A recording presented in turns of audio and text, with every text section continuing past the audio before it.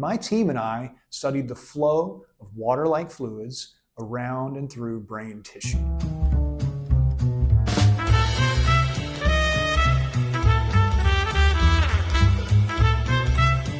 I'm Doug Kelley.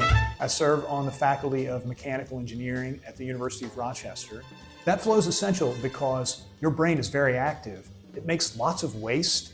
Anywhere else, that waste and the fluid that bears it would be swept away by lymph vessels, but there are not any in the brain. And yet, if normal wastes build up, you get Parkinson's disease or you get Alzheimer's disease. And if during stroke or cardiac arrest, fluid builds up, you get terrible swelling of tissue that destroys it. We want to engineer the glymphatic system that circulates water-like fluids. We want to know the pathways, pumping mechanisms, and we want to be able to modulate it in order to stave off disease, alleviate stroke and traumatic brain injury symptoms, and maybe deliver drugs too.